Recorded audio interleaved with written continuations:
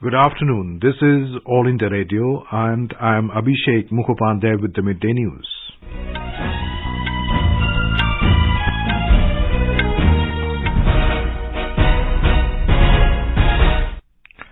The headlines.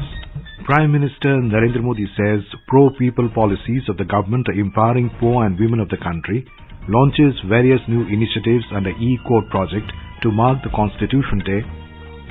BJP releases manifesto for Gujarat Assembly elections, promises implementation of Uniform Civil Code and 20 lakh new jobs. ISRO launches PSLV C-54 rocket carrying Earth observation satellite, OceanSat and 8 nano satellites. Nation remembers martyrs and victims of 26/11 Mumbai terror attacks on its 14th anniversary. And at the FIFA World Cup in Qatar, Australia to take on Tunisia, Poland to lock horns with Saudi Arabia, while France to clash with Denmark today.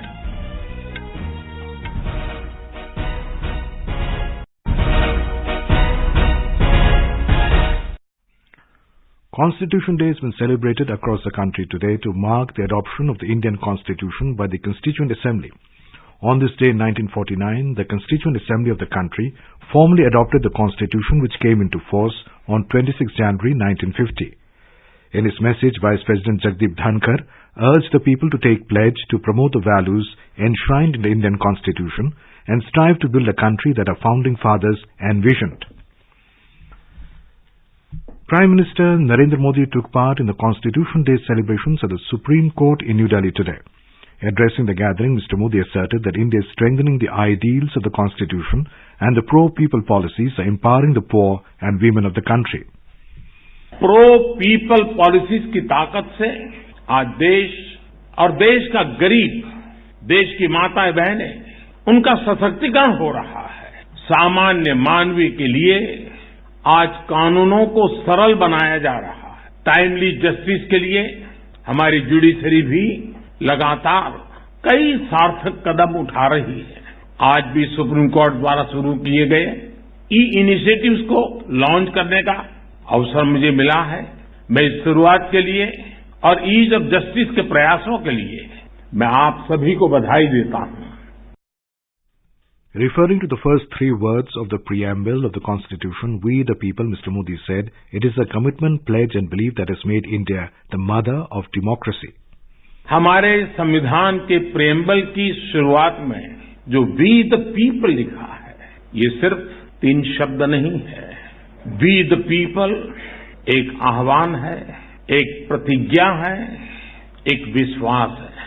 संविधान में लिखी ये भावना उस भारत की मूल भावना है जो दुनिया में लोकतंत्र की जननी रहा है, मदर ऑफ डेमोक्रेसी रहा है। यही भावना हमें वैशाली के गणराज्य में भी दिखती है, वेद की ऋचाओं में भी दिखती है। The Prime Minister described Indian Constitution as open, futuristic and known for its progressive views, saying its spirit is youth-centric. संविधान निर्माताओं ने हमें एक ऐसा संविधान दिया है जो ओपन है, फ्यूचरिस्टिक है और अपने आधुनिक विजन के लिए जाना जाता है। इसलिए स्वाभाविक तौर पर हमारे संविधान की स्पिरिट यूथ सेंट्रिक है। आज स्पोर्ट्स हो या स्टार्टअप्स, इंफॉर्मेशन टेक्नोलॉजी हो या डिजिटल पेमेंट्स, भारत के विकास के हर आयाम में युवा शक्ति अपना परचम लहरा रही है। Mr. Modi said India will take over the presidency of G20 in a week's time and it must be ensured that the country's image as the mother of democracy is strengthened. On the occasion, Mr. Modi also paid homage to those who lost their lives in the Mumbai terror attacks on his 14th anniversary today.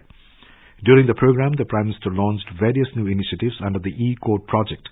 The project is an effort to provide services to litigants, lawyers and the judiciary through information and communication technology. Speaking on the occasion, Chief Justice of India D.Y. Chandrachud said technologies have been adopted to improve the working of courts. Speaking at events, Law Minister Kiren Rijiju highlighted the need to encourage use of local languages in courts. The Bar Council of India has constituted Bharatiya Bhasha Samiti. The committee is listing out words and phrases which are most commonly used in various branches of law. for developing a common core vocabulary for the purpose of translating legal material into regional languages. Once a medium and mode of legal education starts using the regional languages, it would pave the way of creating local language ecosystem under which the entire judicial system would operate. Union Minister Dr. Jitendra Singh inaugurated the 25th National E-Governance Conference at Katra in Jammu and Kashmir. The theme of the two-day conference is bringing citizens, industry and government closer. About 1,600 delegates from states and union territories and officials from central ministries and departments are attending the two-day meeting. In Gujarat, campaigning continues in full swing for the first phase of assembly elections. BJP President J.P. Nadda released the party's manifesto for the assembly polls at Gandhinagar today. Speaking on the occasion, Mr. Nadda said after coming to power, the party would implement uniform civil code in the next 5 years and set up anti-radicalization cell to curb the anti-social elements. Mr. Nadda said the party is aiming to take Gujarat economy to $1 trillion in the coming years. The manifesto also promises 20 lakh new jobs generation in the state. Our correspondent reports that the party made 40 promises relating to health, education and infrastructure development in the manifesto. In the manifesto, BJP promised 10,000 crore rupees investment in the agriculture infrastructure sector, while 25,000 crore rupees in strengthening the irrigation network. The features of the manifesto include creation of 20 lakhs new jobs in 5 years, free of cost education to females from KG to PG, development of 20,000 government school as school of excellence, doubling the health cover under Ayushman Bharat scheme from 5 lakh to 10 lakh, and launch of Gujarat Olympics mission with an aim to host Olympics in 2036. With Jitendra Dwivedi, Aparna Khund, AR News, Ahmedabad. This is All India Radio giving you the news. For quick news updates around the clock, follow us on our Twitter handle @AIR News Alerts. Competition की अगर आप कर रहे हैं तैयारी तो उनके लिए ऑल इंडिया रेडियो पर हम लाए हैं अभ्यास, एक ऐसा कार्यक्रम जिसमें आप पूछेंगे सवाल व्हाट्सएप नंबर 9289094044 पर या फिर ईमेल करेंगे abhyas.airnews@gmail.com पर और हमारे विशेषज्ञ देंगे इसका जवाब। आपका अभ्यास हमारा प्रयास।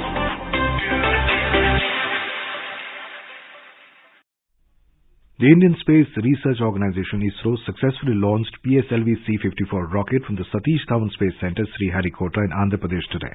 The mission payloads, including Earth Observation Satellite, OceanSat, and 8 other nano-satellites, have separated in 2 different sun synchronous orbits. ISRO Chairman S. Somnath said that specific data from the Earth Observation Satellite will be used by the government departments. More from a correspondent. It was another jubilant occasion both for the scientists and others at the control room at the Satish Dhawan Space Centre, Sriharikota. More than 7,000 viewers at the public gallery today whistled and clapped as the rocket soared into the bright blue sky with a reverberating sound. The payloads include Ocean Satellite to monitor sea surface. Q-Scatometer will provide precise pictorial data to reveal weather and other information. Argos, a French payload, will reinforce the existing fleet of Indo-French satellites working on weather surveillance that are already in orbit. Opening 85% of the planet to connectivity, SatLot unlocks the industrial IoT market. It keeps track of vehicles, pipelines, livestock, crops or containers for the users. Joy, AR News reporting from Chennai.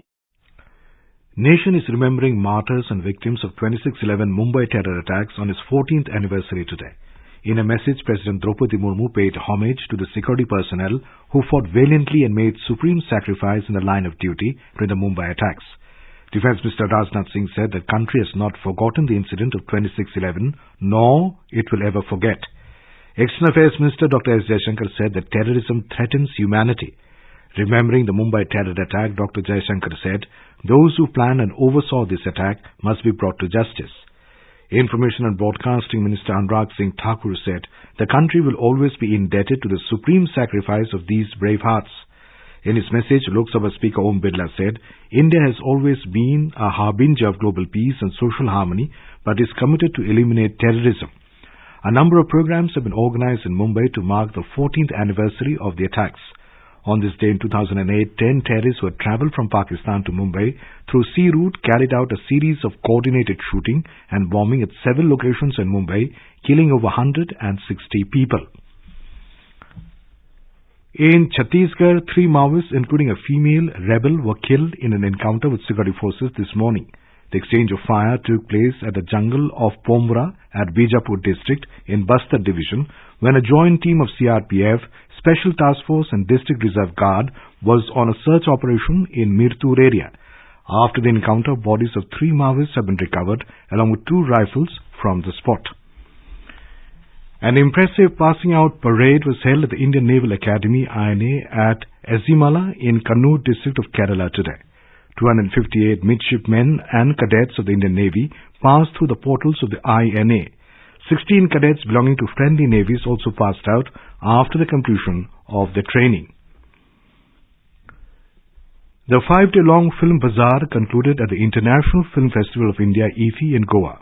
Bangladesh feature film Agantuk was named the winner of the Prasad DI Award. The Biplab Sarkar directed movie was screened in the viewing room section, which presents Indian and South Asian films, looking for film festivals, world sales, distribution partners, and also finishing funds. Delhi Lieutenant Governor Vinay Kumar Saxena has constituted a multidisciplinary committee in view of the fire incident at Bhagirath Palace in Chandni Chowk area of Delhi. The committee will look into ways and means to address these type of issues with active involvement of residents and other stakeholders in areas like Chandni Chowk, Sadar Bazaar, Paharganj. The committee will submit a report within 30 days. Union Health Ministry designated President of the Paralympic Committee of India, Dr. Deepa Malik, as Nikshay Mitra Ambassador in New Delhi today. It is an initiative under Pradhan Mantri TB Mukt Bharat Abhiyan. Talking to AI News, Ms. Malik, who bagged 23 international sports medals at various events, said she herself is a tuberculosis survivor. I will be taking care of their nutrition, their medicine, and not just that, I will also be emotionally helping them to go through this journey, keep them motivated, keep an accountability of their ongoing treatment, and stay in touch with them, because continuous communication and motivation and encouragement given along with a sense of care and love, it is not just a physical treatment but an emotional support is what I promise to give.